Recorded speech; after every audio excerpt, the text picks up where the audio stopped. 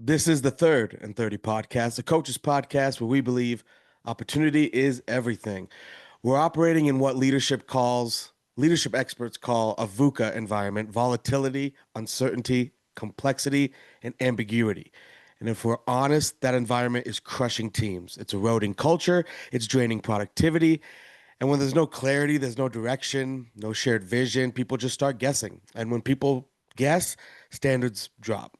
That's why vision matters. That's why leaders must consistently tell the story of where the team is going and why it matters.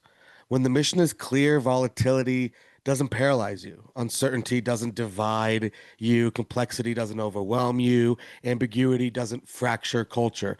Vision creates alignment. Alignment builds trust. Trust fuels performance. Today, we're also breaking down the three P's of culture, not coach P's, but the three P's: permit, promote, and practice. What you permit becomes a standard. What you promote becomes priority. What you practice becomes the identity. If you tolerate poor effort, that's your culture. If you highlight accountability, that's your culture. If you consistently rehearse discipline, communication, and preparation, that becomes who you are. Culture isn't accidental, it's reinforced daily. And none of this works without teamwork. Great teams understand how to leverage every individual's strengths. Not everyone needs to be the star. Kind of put your ego to the side, but everyone must know their role. Championship environments maximize talent, encourage ownerships, and demand contribution. When people feel valued for what they uniquely bring, engagement rises and performance follows. That's what we're diving into today: leadership in chaos, building culture with intention, and creating teams that thrive no matter the environment. My name is Coach Pravi Manchabragada, and I'm joined alongside, as always, co-host, leader, educator, Coach Jason Chaddock. Coach, pleasure to have you back. How first I want to ask you how you doing today? I'm awesome, man. Thanks for that great intro. I'm doing Yeah, good. no, and I want to get your thoughts. You put together the ideas for this podcast. I kind of wanted to introduce them, but you had some experiences recently, and I'd love for you to elaborate more on what I just brought up: the VUCA environment, the three Ps, and teamwork. But wherever you want to start, please, I'd love for you to share with our listeners more of the elaboration of behind those three ideas. Yeah, absolutely. We'll dive into that in a minute, piece by piece by piece. And I'm looking forward to it. A lot was on my mind while I was traveling last week and observing, literally just observing Yeah. the world around me. It's amazing what you can hear, see, feel, touch, taste in an airport.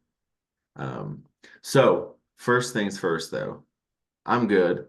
Weather outside's getting a little windy today. We have another windstorm coming in. Yep. How are you doing with the walking journey? Let's get there first. Coach, I appreciate you asking that. It's been okay. I won't lie. It hasn't been as good as I wanted it to, but the reasonings behind it are the sickness is going around, man. I don't know if you got something, but I mean, it seems to be going around. I was sick. I caught a stomach bug a couple weeks ago. Then that led into me getting a cold. Then my son, who's 11 months old now, he got his first cold, sickness. So that kind of kept us afloat, not really afloat, but kind of, kind of inside a little bit. And then my wife just recently came down with Jeez. something herself. So it's kind of making its rounds. I know a couple other people in my life that it's the same thing. So it hasn't been as good as I want to, but I've personally I'm on the mend here, and I've kind of turned the corner. And so the weather is a little crummy down where I am as well, and it was raining, which was kind of weird Ooh. for about 15 minutes, and now it's just kind of windy outside. But um, hoping to get back to it. What's today? Tuesday. We're recording this, so hoping to get back to it. I think the weather's supposed to be nice for the next couple days. So, it's been. I think 2 weeks ago I hit it 3 times. Last week I hit twice. So, Okay. you know, good, not great. I'd put it that Yeah. way. You're there, you're accountable to it, you know what's going on. Yeah. If you miss something, you're able to highlight, here's why I wasn't Mhm. trying to miss it. Here's why I missed it. So I can appreciate that. For sure. We'll keep each other accountable. Yeah, no, I appreciate you. Um, yeah, absolutely. That's what I'm here for. I'm here for everyone's accountability, including my own. I've even been trying to like, hey, I gotta trim up some, get my act together. And I'm still on like this 6 to 8 pound journey. My travel didn't help. And I say the travel didn't help. It wasn't that I was not eating good. It wasn't that I was overeating or anything like that. It was literally like finding food. Mhm. Like my last meal I had, and this is where I heard some crazy stuff that just made me laugh and made me get into some of our topic today. I went to this place in Texas. I was at the Houston airport and I went to this one place, and it was like a Texas hot chicken and cheese sandwich. Oh, It was really good. it sounds really good. It was In really in good. in Houston, Texas, no Yeah. less. That sounds great. And it was the only thing I ate all day. Wow. So it was lucky for me, it was very good, very tasty. Uh-huh. I want to say this though, overall, the Texas experience was great. I went there to speak at a conference. Specifically, I was speaking about culture and leadership. Ironic, right? So the joy of it was all the interactions, all the networking, the talking with people, and being able to share stories, share insights. I was also giving 3 presentations, which was really cool to do, and got lots of great feedback from people very intrigued, excited, lots of Q&A back and forth, sharing ideas after the sessions and things like that. So tons of good they came out of that. It was really exciting to have those opportunities. And that, to be very specific, was professionals in the field I come from. So I do want to highlight that it was professionals in the field that I come from. What I wrote about in my most recent blog and what I'm getting into now with you is what I'm hearing from leaders and managers and salespeople from all over, from all walks of life. This was nothing to do with my field at all. My field, not to say we don't have that in my field. We do have this. Mhm. We do experience this in my field. I think we're more cognizant of it though, and we try to eliminate it quicker. I was and this was multiple airports. I was in 3 different airports. And I heard this in all the different airports. This wasn't picking on one airport or the other. I was absolutely dumbfounded at some of what I heard. Because keep in mind, I'm at an airport and I'm traveling during a normal work week. Mhm. And I'm taking a crazy early morning flight out, have a quick layover, and then land in my ultimate destination. And then same thing coming back. And what was nuts, the conversations you hear. These weren't people traveling for vacation. These are people traveling for work. Can I repeat that? These were people traveling for work. And to hear the things they were talking about or getting frustrated about, like just the talking in general is one thing. Now, to be specific, it was people talking to people they were traveling with for a business occasion. It was people they were on the phone with. Mhm. I can tell you almost every single phone call was dealing with someone trying to get a better reality on the situation, get clarity of a situation that they were dealing with because they weren't sure what the heck they were supposed to be doing. While they're highlighting on the phone that, hey, I have this quick hour layover here. What is it I need to get done? Who do I need to reach? Because I'm not understanding this based on the email that was sent out because I Right. thought I had reached out to Mr. Jones already and had this conversation. I thought we were good to go. But now I'm reading this email as the plane was landing and I'm hearing this. What am I supposed to be doing? The VUCA environment, volatility, uncertainty, complexity, and ambiguity. This is surrounding us 24/7. I can say what I saw the most of was uncertainty and ambiguity, which both kind of tailor into a similar thing of not sure at one end and the ambiguity. Well, that's really mysterious at that end. Why am I not getting all the details on this? Have you ever seen the show Suits? Yes. It's a show about lawyers. Great show. Yeah, it's awesome. So we've been watching that again. Suits is a fantastic show. Hmm. Lots of drama. And like almost every case, they go through this VUCA environment. Mhm. There's always volatility, obviously, in the legal system. There's always uncertainty, but the ambiguity is the mysteriousness of maybe not disclosing the whole truth, maybe not getting everything out there. And I heard that so many times from the people on the phone. The complexity of situations I got to hear a little bit more about when someone was traveling with a work partner. And mind you, I'm not purposely listening to anything. I'm hanging out. And one layover I had was 3 hours. So let me tell you, I heard all sorts of conversations. This VUCA environment is draining, though, and you could also sense tension. When someone goes into a volatile situation, they typically know they are, Mhm. or they know there's the potential for it to be volatile. Hey, I got two parties here. They don't necessarily agree on what's going on. Or, hey, my company is going in to help this company with X, Y, and Z. They're all on board with X, but Y and Z, we have not gotten their commitment from yet. Mhm. And they're not wanting to do it this way. So we have a little bit of tension in the room. It's a little volatile. Usually we kind of know that going into the situation. The uncertainty, though, when you're traveling and you're going to a place and you're just not quite sure what exactly you're supposed to do there, or you think you're doing the right thing, then the ambiguity creeps in Mhm.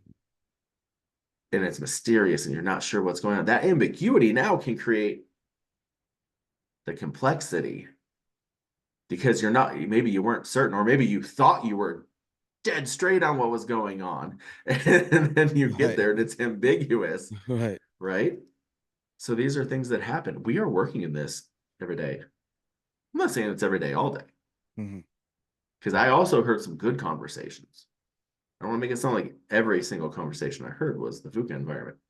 It just brought to my attention so much. Think about the amount of money that is wasted by taxpayers, that is wasted by people investing into stocks for these corporations who are doing all of this work. And think about how these stocks fluctuate up and down because it's volatile. Mhm. And when there is the ambiguity and people are unsure, that stock starts to plummet. I want you to just think about that for a minute. Think about it as a taxpayer. We all live in a city or a county or a district of some sort that we're paying tax into. Right. When our leaders are living in a VUCA environment and maybe not enjoying it, their coworkers are not enjoying it. Think about that. Think about the cost associated with that, because now you could have disgruntled coworkers, or you could just have unhappy coworkers. Either way, think about that. That is a cost of doing business that I don't want to endure. Mhm. Whether it's the vision of a company is unclear, or it's the project you're working on and the objective of that project is unclear, or the direction of the project is unclear. That creates the VUCA. And that is exactly what we're trying to avoid. So I have, recently produced this new blog that I put out, just kind of addressing some of this. The amount of what I heard was alarming. Mhm. Here's what's more alarming, though. You have person A who is talking on the phone.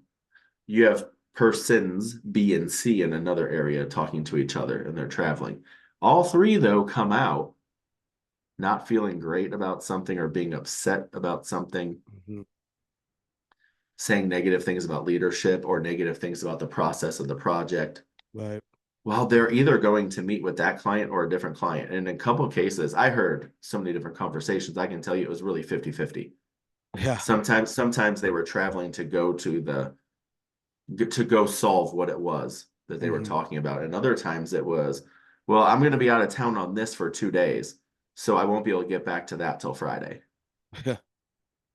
And you're thinking, wow, okay, where's this person's head at now? Mhm. And they're going to go handle business with a completely XYZ customers. That's alarming when you think about it, because what is their frame of mind now? Right. Are they able to fully get engaged forget about the negativity they just experienced. And that's challenging. So whether it's the vision of a company or whether it's the vision of a project, we have to have a level of clarity. One of the things I was looking at was 6 key questions to ask as your, whether it's the vision of a company and where we're going as a company, or whether it is a project. Either way, these are interchangeable. Where are we going, or what are we doing? Obviously, the what are we doing is more of a project. And why? Mm-hmm. Question number 1, where are we going, or what are we doing, and why? We have to be able to give a why. We have to be able to give a credible why. That's really important to what we do. Okay. Be clear on that, because that's a really Clear. important step. Gotta have the why. If we don't know why, it's hard to get people on board. Number 2, who needs to be involved? One of the things I was hearing that was consistent is how they were having too many people involved in the meetings. And which person am I supposed to go to? Because there was 3 different people from sustainability there, or there was 3 different people from product development there. I don't, which one of them am I supposed to go to? They were all there. One's a manager, one's a supervisor, one's a coordinator of it. Why would they have all 3 levels there? So who truly needs to be involved in the meeting? And then who truly needs to be involved in the project or with creating the vision forward? How is it we create all this? These are key components. Question number 3, how will this impact our operation? Because there's 2 ways this impacts our operation too. I want to be clear. 2 ways this impacts our operation. Number 1, it's the daily, what's going on now. The time and effort and energy we need to put into the project or into creating the vision. How does it alter some time and energy that we're producing for our operation? Or it's the other one. It's the other way that it affects it. How can this moving forward impact our operation perhaps in a positive way? Maybe we're talking about developing some kind of automated response system to inquiries at the front desk, or a different way of handling phone calls coming into the office, which all of a sudden now this is going to create more time for us to do work because we're going to automate it. Recently, I read this book, Effortless, and it was pretty insightful because one of the things it looks at to create a more effortless operation is what are things you can automate. And I think that's so critical. Can you automate your scheduling? I know right now the way my scheduling works, people could literally click on a link that's in my email and book a meeting with me. We don't have to, let's be real. How many times are we going back and forth 2, 3, 4 emails to try to find a time that works in a 2-week time frame? Right. And how much time is wasted doing that? And then we wonder why people have such sloppy email etiquette.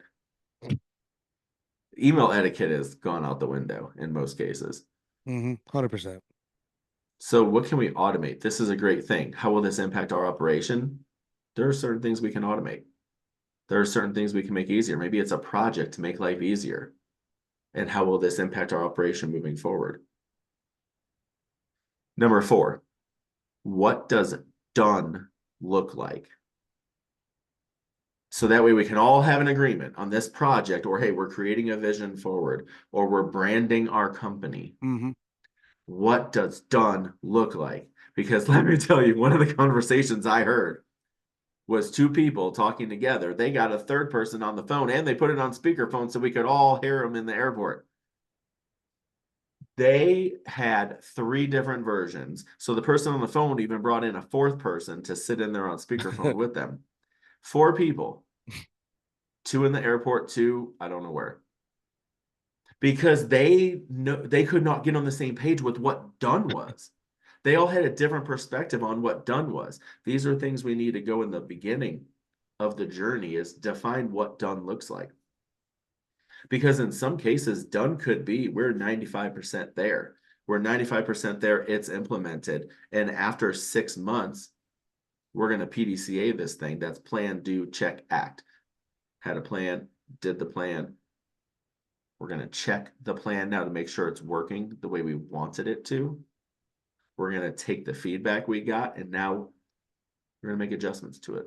We're going to act by making adjustments to it. So what does done look like? Too many times in this world, we look at done as just like, hey, this is 100% absolute, no errors. Mm-hmm. That's not true. I don't care how much you pilot something, until you have it out in its environment, you're not going to know the true bugs in it. And how do we bring it back? Number 5, key, and then mind you, all these questions, these are things you're sitting down. These are initial thing, and a leader should be able to walk into a room, either have these answers or generate these answers with the Mm-hmm. team that's the primary lead team on this. 5 is budget. We absolutely need to know what our budget is. And if we're rebranding ourselves, even though that's a visionary thing, that's a huge deal. Mm-hmm. Projects, obviously, we're going to have a project budget. Have to be able to talk the money because people have to know what is the pool I can swim in with this project, with this vision. And then lastly, number 6, how will we share the story? We should have any member of the team, any member, and that's just the team in the immediate room. Any member of that team should be able to tell the story in 60 seconds or less with the Mm-hmm. vision of here's what we're doing, here's why we're doing it, tell a story to get people on board. Their people that they work with should be able to tell that same story and get people on board. Everyone who is intimately involved in the project, doing work on the project, or sharing this vision, or creating the structure of the team, anybody should be able to share the story out. And that's one of the things that I really look at and think, wow, this is so critically important. These aren't complicated. Very powerful questions, though, that help eliminate some of that VUCA environment. Doesn't mean things don't change during the course of a project. Doesn't mean things don't change while we're working with a client. What it means, though, is we have a baseline to go with. And we can adjust changes in and out, in and out. And we still have potentially, at times, a volatile situation that we can now repair easily because we understand the direction.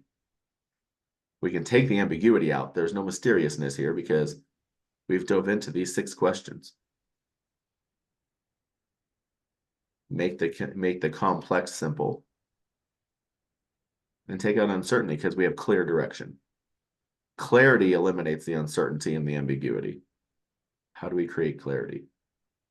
How to create vision? That's what we're searching for with this. So that was my big rundown of the VUCA environment. It's to me, it's what stands out the most is the direction, and then businesses just cut. I feel like too many times businesses are not comfortable with taking the time to slow it down a little bit and ask these questions. And I think they're just in the go, go, go, go, go mode all the time. And I think that's very detrimental to these businesses. And I am a firm believer in too many cooks in the kitchen. And you just do, it's okay to have multiple people in or groups of people to have meetings. I don't think everything needs to happen in pairs and the certain people need to be in the room. I think it's okay to have group meetings, but I think it's important that people know their roles, and also leaders need to understand that who the decision makers are and who needs to be making these decisions. It doesn't need to be everyone in the room. It's also on the leaders to hire the right people to fit those roles, to fit those needs that they're looking for, and put them in the right places, because that gives direction of, okay, this is my role and this is what I need to do, and I trust that this guy that's their role and their, that's their direction. We all have the same common goal we want to reach, but when we get lost, it's inevitable that speed bumps are going to happen. It's inevitable that volatile situations or something's going to come up that's going to slow things down and make things a little tougher. It's important, though, like you said, to recenter things and to bring everything back. And that's what those questions are so important, Mm-hmm. to remember when you're trying to keep teams together. And I've seen it. You've obviously seen it in the airport recently. And I think we can both speak to being a part of those situations as leaders and also as non-leaders in those situations. And it can be very frustrating. And it's important to be comfortable with having those conversations. It's not calling anybody out. It's just confronting the situation. And it's a nice way to fix it rather than just go around in circles all day long and not ever get to a conclusion. These questions help you get answers of what direction do we need to go to. So that was a great breakdown, and we're really good to dive into that because I think, if you didn't, I suggest, if you're listening, rewind and write down those questions. And maybe we can make a social post about, Mm-hmm. these questions and put that out there because for me, I'm like, I could use this in my work. I mean, I think this is something that we can use as an exercise in my work. And I feel like there's other people out there that probably feel the same way. I want to shift now to the three P's, coach, of culture. And I was intentional with putting this hat on. It might be backwards on my screen, but I was intentional putting it Love on, it. putting the culture hat on. And I love and it. and my name is P, so the three P's of culture. I mean, this is premeditated. So I want to transition into your next topic of the three P's of culture: permit, promote, and practice. And what I said in the intro, if you don't recall, what you permit becomes the standards, what becomes the standard, and that's what they say that a lot in coaching, right? What you don't coach is you allow it, right? I think it's something along those lines. And so it's the same thing in the business field. What you promote becomes the priority, and what you practice becomes the identity. Elaborate more, extend more on that, coach. Absolutely. You just gave me a really good idea. I almost feel like I should get a special shirt made, like some kind of special dry fit shirt that I wear for doing presentations, or like some kind of long sleeve that just Yeah, says culture across the front of it. absolutely. Absolutely. I I mean, love I the got this. hat. I got this on my honeymoon at when me and my wife, during our honeymoon, because my wife's great. We went to a Miami Heat basketball game when Mm. we were out down in Miami, Heat and culture. Heat culture, and so that's obviously the color scheme if you are watching this. But I think every team should have something like this. They just kind of Yeah, coined it their own thing as Heat culture, but it goes without saying how important this word is. Um, I in our love world it. today. I love it.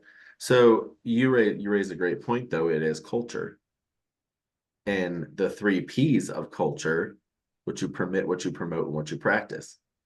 Now, I was last week when I was giving my presentations, in two of the presentations, I do highlight the three P's of culture. One of them, I dive in further and I give an exercise that the participants do. They write down some stuff, and honestly, in the end, it's take home. I want you to write down the thoughts that are on your mind now, because this is fresh in your mind now. And one of them, it's just an introduction because it goes into a bigger thing of culture. And it's really stressing leadership. That bigger piece with leadership gets into communication, Mhm. relationships, trust, the three P's of culture: permit, promote, practice. And then the final is BCD: no allowing BCD in your environment. That's blame, complain, defend. That's what the big leadership piece is.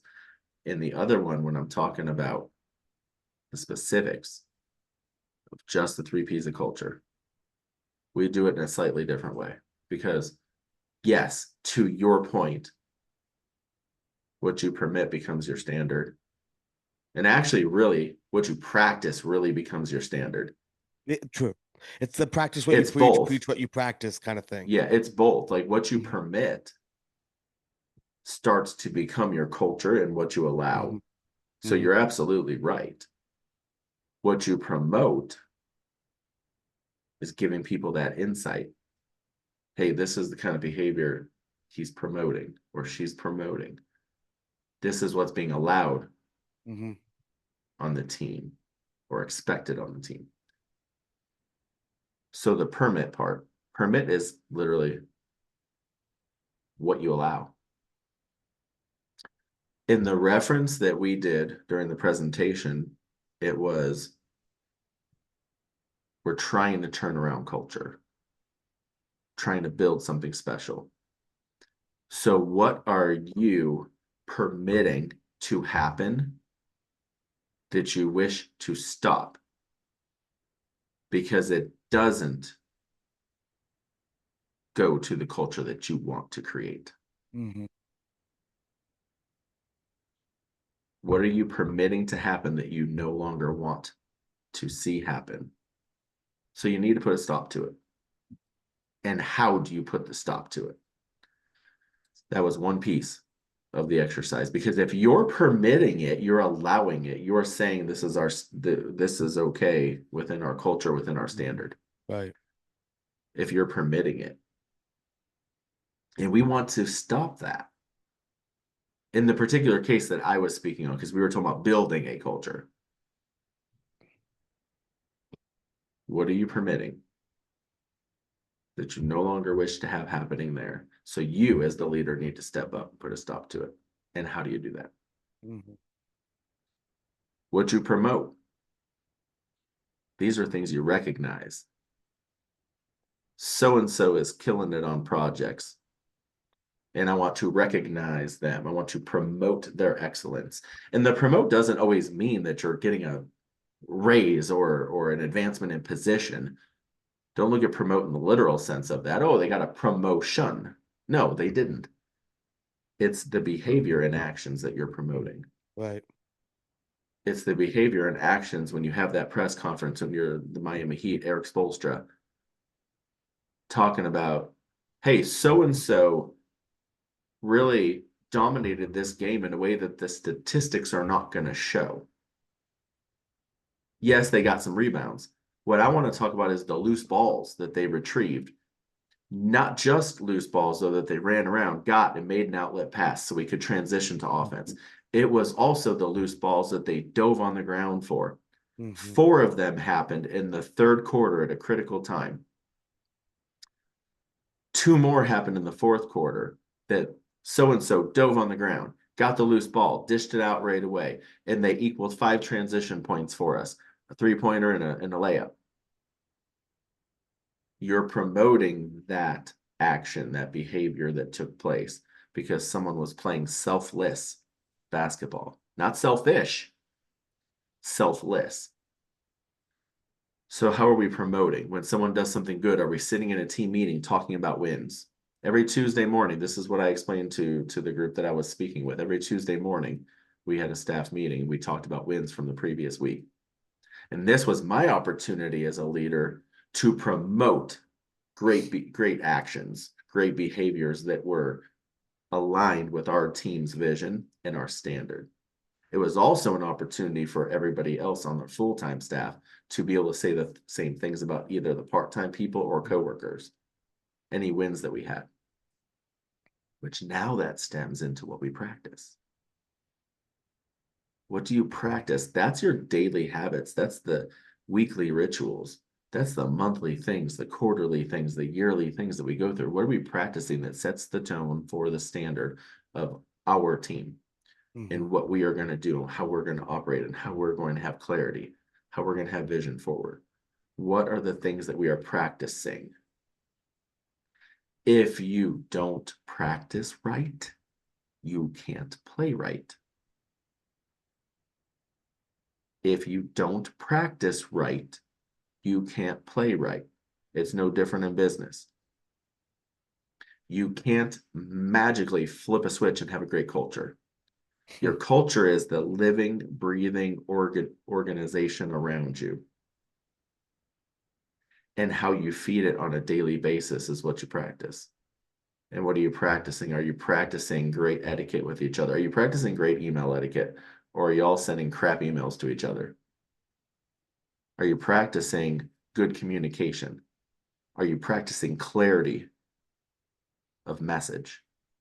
Storytelling about where the organization is going so everybody in that organization can tell the story.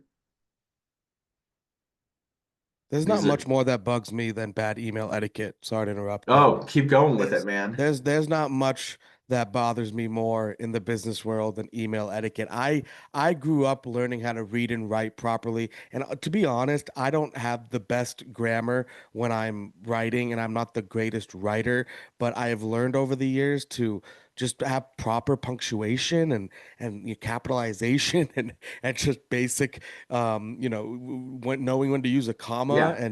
and knowing how to make it not bundle it all together and kind of space things out to make it visually easier for someone to read. I mean, these all simple things that I kind of taught myself. I never took a necessarily a class for it. Maybe I took one in community college back in the day, but honestly, it's something that when we're talking in the business world, obviously when you have a customer, that's one thing. They're customers, you don't expect it. But when you're in business conversations with other coworkers and other team members, there's not much more than when I hate to say it, but I lose a little bit of like, just of Hmm. respect almost, just of You like, do do. you know how to spell properly? And of course, there's going to be, typos here and there but you can tell pretty easily when someone doesn't have good email etiquette. And frankly, coach, I get annoyed when bad text message etiquette. And that's obviously in a way more informal way than Yeah. email etiquette. But even when you don't have proper text message etiquette of, I mean, like people who turn off autocorrect, I'm like, I don't know why you do that. Like, I think, those are it's something that I think reading and writing is a lost thing. And for the kids that are listening, for the younger generation that's listening, even if you're in college, eh, learn how to read and write. I mean, and parents teach your kids how to read and write properly, Yeah. because spelling is kind of the root of all of this, in my opinion. And I notice, as coaches, I think we know this a lot when we communicate with high school kids via text. You're like, oh my God, like, do you even know how to spell like basic words? I mean, it's unfortunate because I know we were taught to do that, and I don't know where it's gone, but yeah, just the Here's, importance of email etiquette, as small as people might think it is. I want to highlight it because I'm not the only one that feels that way. You feel similar. mhm. There's thousands and thousands of people that feel the same way in the business world. Leaders that won't even look at you a second time unless you have that proper etiquette and technology and communication via technology is so prominent these days. It's important that you at least use the resources there. I mean, if you don't know how to spell, okay, well then use autocorrect. Use spell check. Double check your work, proofread your work.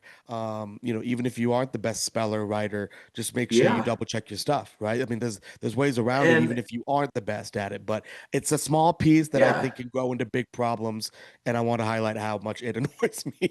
No, you're right. And honestly, these days, especially if you're writing a big important email, put it in Chat GBT No kidding. and just say, could you please proofread this for No kidding. any errors?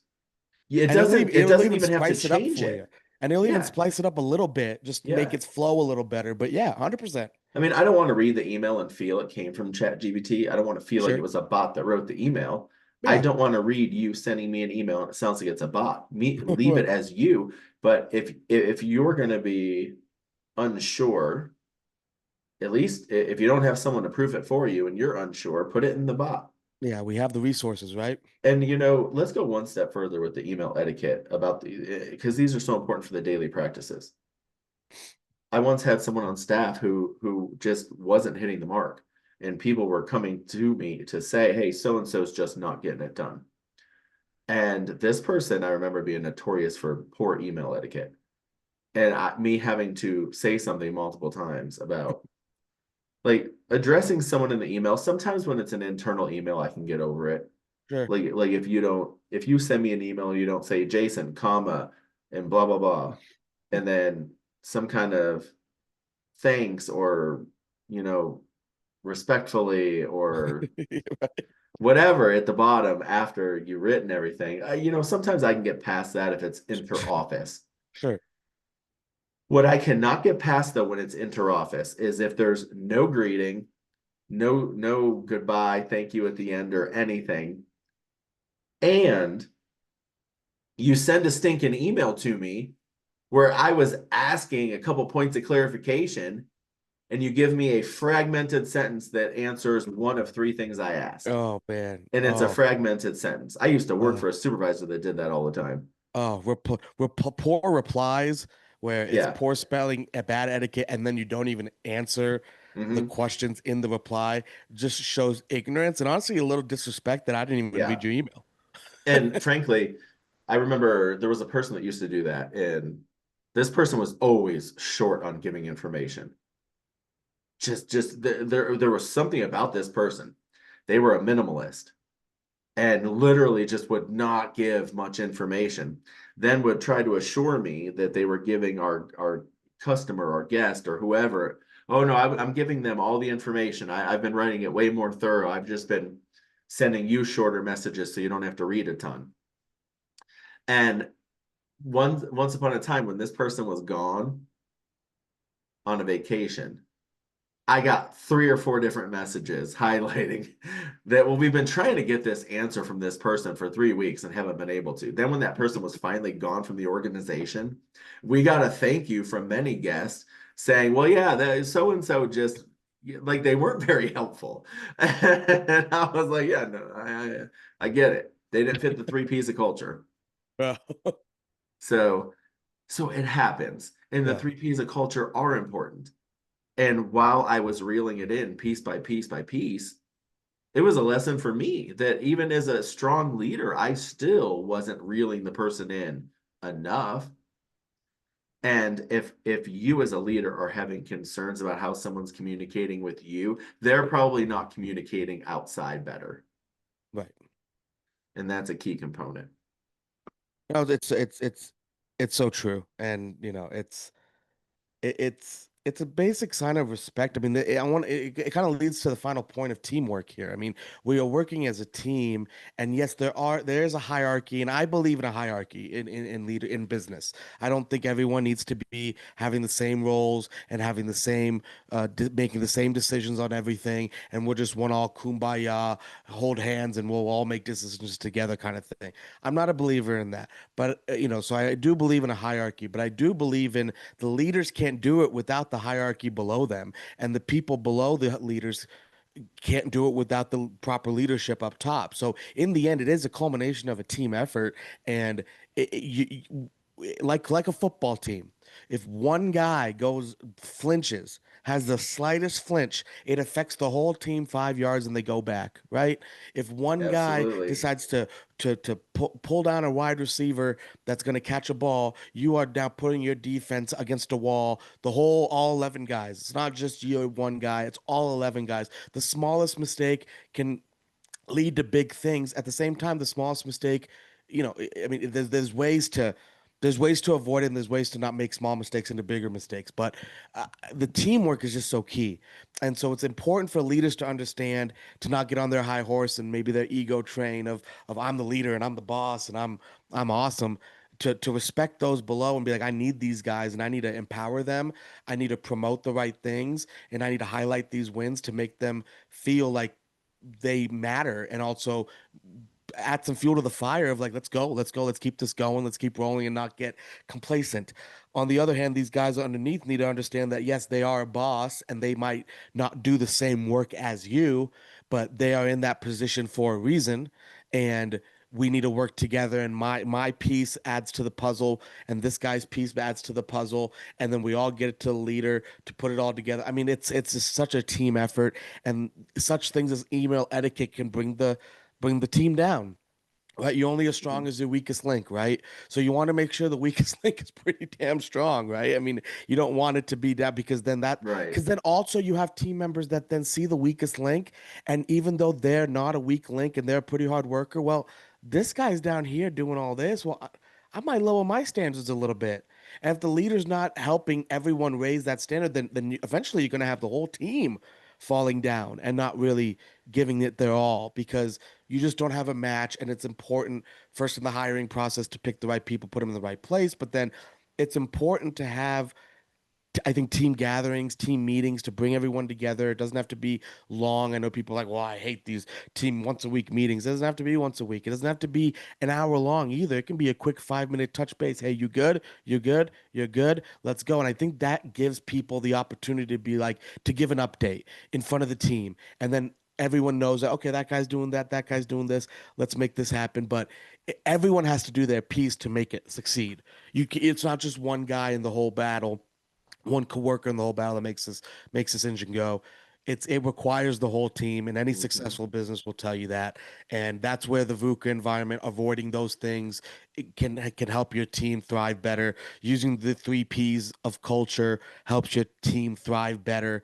And those are just the guidance. It's tools that we're just trying to provide you that you can maybe use in your life, in your world, in your environment to avoid things, to guide in the right direction. But in the end, it's a team effort, and you have to be able to work in a team. And it's great how it all encompasses that aspect of I mean, we're a team here on the podcast. We have to work with each other to make sure this podcast runs, even though it's a small team. It's a two-man team here, but we still have to work with each other and work with our skills and work with what we are trying to accomplish to make sure this is a strong and powerful podcast so people learn and get better from it and improve. So teamwork is the name of the game, and learning to work in a team. You young kids that hate group projects, find a way to make it work, because the younger you can learn how to work in a team, the easier it's going to be when you get older, right?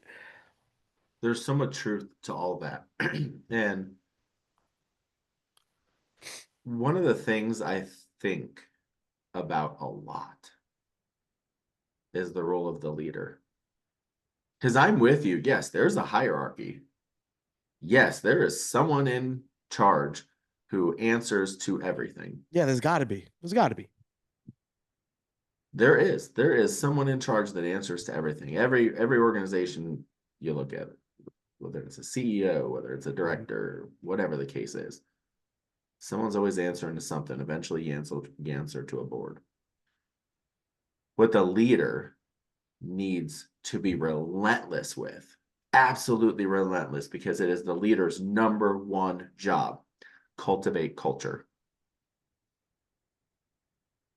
The absolute, hands down, most important role any leader plays: cultivate culture. Bring a team together, cultivate the culture, have a standard. This is our standard. Everybody knows the standard. We tell the story of our standard, our vision, where we're going, what we're doing, how we're doing it. We're cultivating the culture by doing that. All of those little things go into cultivating the culture. That's the leader's number one job. The leader's number one job isn't to give orders, it's to create a culture that everybody wants to be a part of. I even give a presentation that's building a team where everyone matters, Mhm. because every single person on that team matters. What we wrap our mind around during that presentation is the acronym TEAM. The acronym TEAM: teach, equip, attract, maintain. We are going to teach our standard, cultivate culture, open the lines of communication. Next, we're going to equip everybody on our team with what they need to get their job done to the best of their abilities. You have to equip them. Mhm. Then we attract talent, because we've created a culture and a standard that people want to be a part of. Right. We attract talent. People want to be a part of what we are doing. And we sell them on it through the interview process. One of the things I preached to people last week: sell someone on your organization and why they should come work for you. Because if you really think about it, at least 50% of the people that are coming to interview with you don't even know if they want to leave their job. They were looking to see if the grass is greener on the other side, or they thought there might be a little bit of a payday involved. They thought, but they're not sure. They don't even know that they want to leave their job. Sell them on why they want to leave their job. Attract the talent. It's not just them selling you that you should hire them. You should be selling them on why you're the best darn place to go work. And if you can't do that, then you need to work on your cultivating culture. You need to work on your vision. You need to work on what it is you are doing to serve a community or to serve a business, to serve an organization. And the last piece is maintain it all. Maintain it by having systems in place. Maintain it by automating where we can. Maintain it day in, day out by our daily practices. And then we are one cohesive unit together as a team. Sometimes we almost make it sound too simple, don't we? Well, honestly, and I want to, as we wrap it up, I want to let the listeners know, and me personally, Coach, thank you for sharing all of this because it's a free lesson that people you could pay to get these same lessons and the value behind it and You what you're actually could pay to get the lesson. it's Like so it's real. it's real. And so I give it. we just laid it out. We just laid it out for you in a pretty solid way here in the podcast so you can take and use into your world. I mean, these are real life, real world, real business lessons that I think people can really, really use. And we're not just getting on this just to hear ourselves talk. We want to help. That's what the podcast is about. It's wanting to give you opportunities to improve, whether you're in a business, starting a business, whatever it is, whether you're young, adult, old, whatever it is. I mean, you can always use these in any aspect of life. And so, Coach, thank you for sharing all these lessons because it's so valuable. And as me hosting the podcast, I'm sitting here saying, like, I can use these lessons. So if I can use these lessons, if you're listening, you can use these lessons too. So, any final thoughts, Coach? You're right.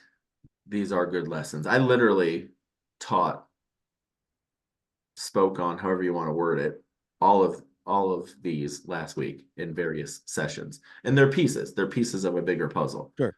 So yes, I do actually work with organizations doing this stuff. I do actually work with people doing this stuff. And while we might make it sound simple, the first step is the hardest. Taking that first step is the absolute hardest. And people, what I have seen, and I actually had a really in-depth conversation last week with someone. And what we kind of came to the culmination of, they literally felt paralyzed by all the potential pieces that go into the process. They could not get themselves to wrap their head around taking a first step. The first step is the hardest. They were like just absolutely stuck in place, frozen until we talked through it. And then they're like, hey, I don't know exactly what step I'm going to take now as my first step. And I said, once you take the first step, the dominoes will just continue to fall. And Right. it'll come to you, hey, what's best for my organization to take the next step? So yes, I speak on these things. Certainly you can hit me up and we can talk further. The key is learn. Learn from and with each other. That's kind of my parting message for the day. That was my parting message from the conference. Learn from and with one another, because that's what's going to make us stronger in the end. And like Coach P and I always say, you're not alone. We're here. You're not alone. You have colleagues, you have us, you have family, you have friends. You're not alone. You can always call, bounce ideas. The world is humans helping humans. That's what this world is. No matter what, there's a human behind it making it happen, and we can all, yeah, I love that. Learn from and with one another is such an important and valuable lesson. If you're enjoying the podcast, we'd really appreciate you subscribing, sharing, dropping a review wherever you listen to your podcast. You can find the Third and 30 podcast. You can find us on social media. We drop clips from these episodes. You can also check out our personal social medias, Jason Chaddock, Praveen Marchbragada. Check those out as well. But really appreciate you listening. And if you do enjoy, please share it with a friend. if you're a listener and you have it all down, you're like, I already use this in my day-to-day life, guys. I've got this isn't good for me. Well, do someone else a favor and share the podcast with them, someone that could use it in their world, a business owner or a business manager or an employee that might be struggling in their ways a little bit. Share this podcast with them, and hopefully, we can share and help with the message that we have to offer. But Coach, thank you as always. A pleasure as always. I really enjoy having these conversations with you outside of putting out a podcast for people to listen. I think it's fun just to have this conversation between ourselves and just learn from each other and learn these different things. So, great episode today, and I appreciate you. And we can't wait to catch you guys in the next one. Have a great week. And as always, I lost my train of thought. But this is the Third and 30 podcast. We appreciate you listening.